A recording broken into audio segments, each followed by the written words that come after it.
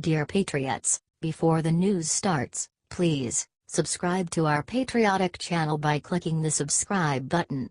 Give us a thumbs up to this video. Don't forget to leave your opinion below in the comments section. Share the news on Facebook and Twitter so your friends see it. Thank you. Breaking: Hillary Clinton now works for a teen sex magazine. Everybody around the world knows that Democrat Hillary Rodham Clinton is currently unemployed. After all, she did lose to outsider Donald Trump in humiliating, excruciating fashion, something that virtually no polls predicted. However, Hillary has found ways of keeping busy and trying to stay relevant. In a recent turn of events that shows how depraved Hillary would have been as our president had she been elected, she recently agreed to work for Teen Vogue magazine as a guest editor. As many may recall, Teen Vogue, which has a readership of girls aged 11 to 17, featured a few months ago an instruction article teaching girls how to be safely sodomized by men. Despite intense criticism from people of all political stripes, the magazine never published an apology. Announced Teen Vogue about the special issue that Hillary will be putting together. Hillary Rodham Clinton is the guest editor of our Volume 4 issue, on newsstands nationally December 5. They added, "Today, we're announcing a very special issue of Teen Vogue, guest edited by Hillary Clinton, the first ever female presidential candidate nominated by a major party, a woman who sits at the center of a historic paradigm shift." More than this, they stated about Clinton, she will keynote at the first ever Teen Vogue Summit in conversation with actress, scholar, and activist Kari Sheffield. Shahidi plays a college student in the ABC sitcom Blackish, who earlier this year made the argument that segregated black-only college dorms is a positive thing. Is Hillary everything that's wrong with our country?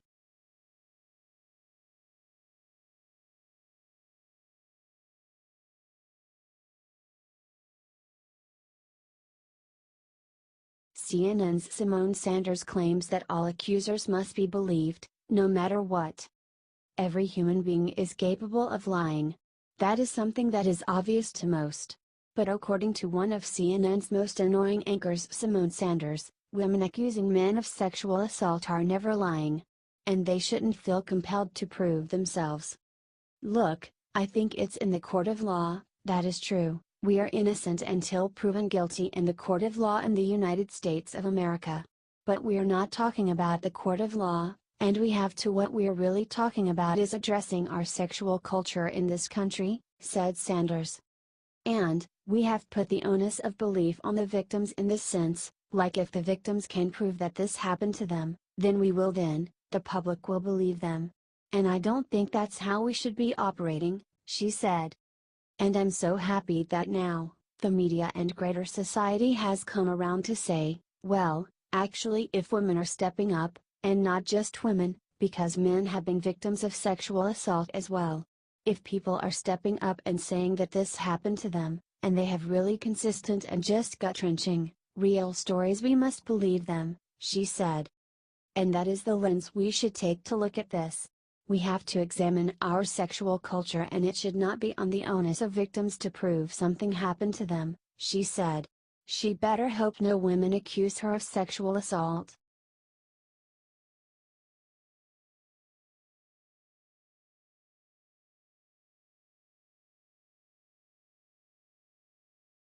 Government just banned Christians from adopting children because their beliefs are incompatible. The presidential administration of Donald Trump and his allies among conservatives have been pushing hard to create religious freedom protections so that America's Christians can practice their religion, as made clear by the Bill of Rights, without harassment from politically correct liberals. Perhaps our neighbors in Canada ought to follow America's lead, as governments there have begun to discriminate against Christians who want to adopt children.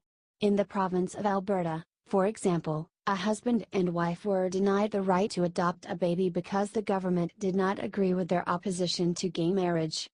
Detailed CBC News, the Edmonton married couple say they submitted their application last year and passed a required course for potential adoptive parents. But during a follow-up by officials this year, the couple say they ran into trouble when they answered questions about sexuality. The couple said that workers from the government made them defend their Christian beliefs regarding homosexuality and same-sex marriage. They claimed, according to a court affidavit, the casework supervisor explained that our religious beliefs regarding sexuality were incompatible with the adoption process. The casework supervisor said this stance was the official position of the Alberta government. Thankfully, the nonprofit Justice Center for Constitutional Freedoms is working to have the couple's case reviewed, saying, the respondent, Alberta, requires citizens to profess agreement with and support for its state's sanctioned beliefs in sexuality and gender. Making determinations about who is suitable to adopt on the basis of their sincere religious beliefs violates this couple's right to religious freedom and equality under the law. Do you think America needs to pass religious freedom laws so that something like this does not happen in our country?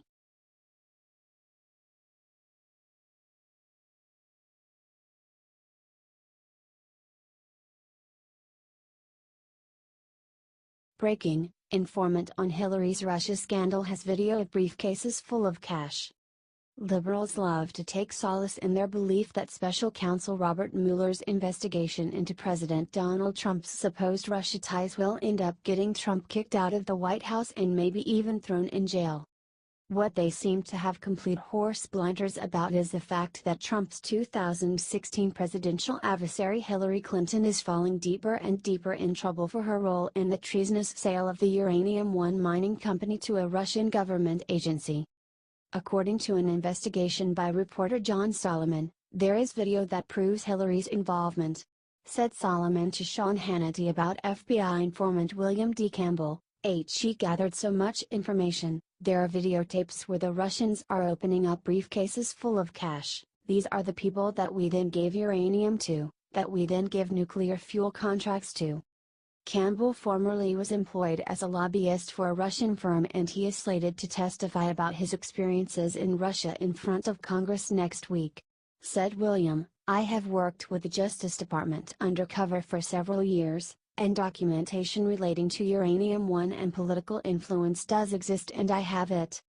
Detailed investigative reporter Sarah Carter of Circa, the bribery schemes included delivering thousands of dollars in yellow envelopes, laundering tens of thousands of dollars in briefcases or wiring thousands of dollars through shell companies through the Seychelles Islands, Latvia, Cyprus, and Switzerland, to name a few. Do you think this evidence will finally take Hillary down?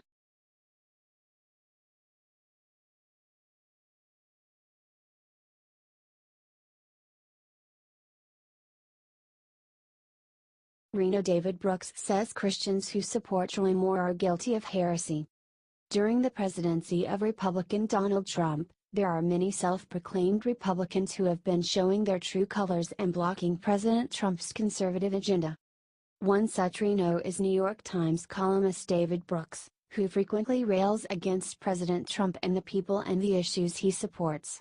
During a recent episode on the government-funded PBS show PBS NewsHour, Brooks went so far as to claim that any Christians who support Republican Senate candidate Roy Moore are heretics.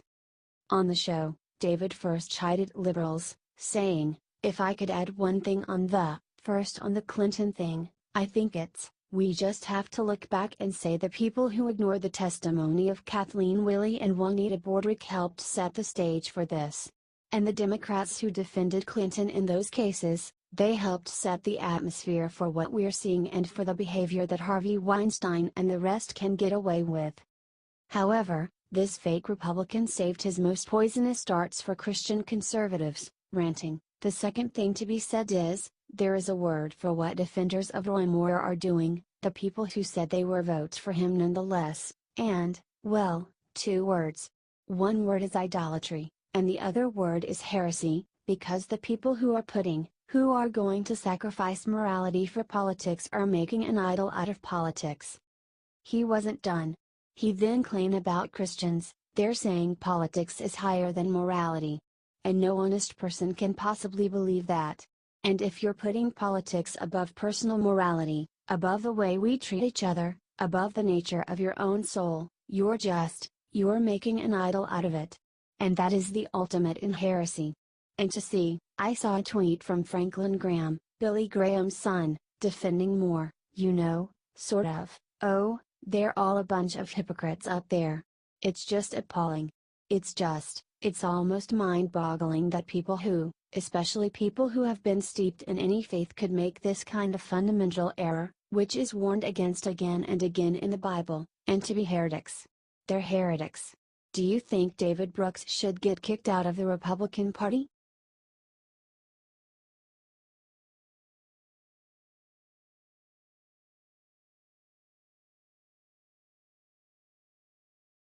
Kari Sheffield crushes CNN panel with the truth of what Hillary did to Bill Clinton's victims. Conservative guest Kari Sheffield hit CNN's Brooke Baldwin and her liberal buddies with the truth about Hillary Clinton. And they did not like it. The mainstream media has suddenly started attacking Bill Clinton for things that conservative media have been attacking him for years. However, they did not like it when Sheffield exposed Hillary's part in all of this. It was case after case after case. And Hillary Clinton, she victim shamed. You want to talk about listening to women? She called Monica Lewinsky, who was an intern at the time, started Sheffield before being interrupted by the angry CNN panel. I have a problem blaming the women for the men's behavior.